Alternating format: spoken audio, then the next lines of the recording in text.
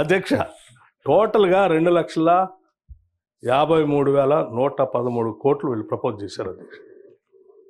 10 సంవత్సరాల్లో వీళ్ళు వాళ్ళతో కొట్లాడి లేకపోతే ఏం చేశారు కదా తీసుకొచ్చింది మాత్రం 88,947 కోట్లు మాత్రం. ఇయర్ వైజ్ ఇన్ఫర్మేషన్ కావాలంటే కూడా ఇవ్వటాన్ని నేను సిద్ధంగా ఉన్నాను.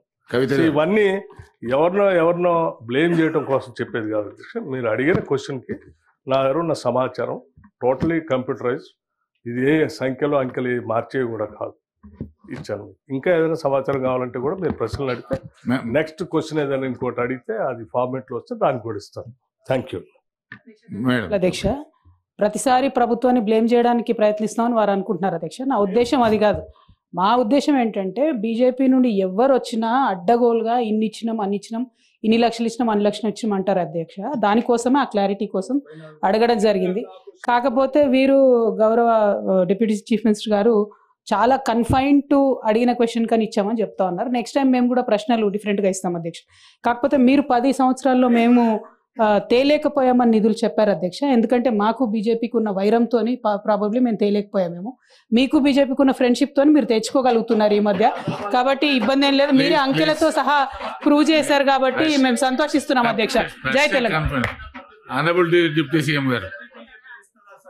ఐ రియలీ అప్రిషియేట్ సార్ అధ్యక్ష. ఇక్కడ ours is a federal system, nation and states.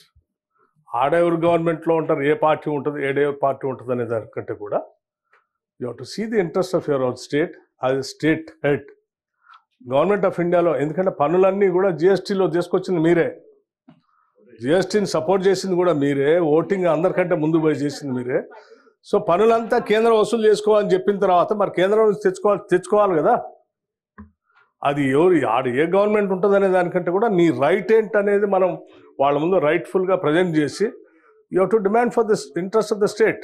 That's what we're doing. మాకేం కాంగ్రెస్ పార్టీగా మేము పోవట్లేదు, లేకపోతే బీజేపీ అధ్యక్షుల దగ్గరికి అంతకంటే పోవట్లేదు.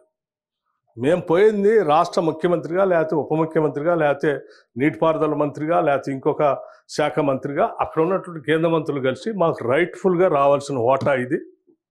చట్టం ప్రకారం మా రాష్ట్రం నుంచి కూడా ఇంత పన్నులు మీరు వసూలు చేస్తూ ఉన్నారు, ఈ పన్నుల్లో మాకు రావాల్సిన ఓటా ఇది రావాల్సిందే అని డిమాండ్ చేసి మేము తీసుకొని వస్తూ ఉన్నాం in the interest of the state.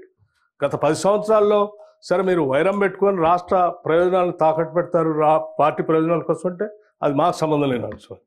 But రాష్ట్ర ప్రయోజనాలే ముఖ్యం మనకి.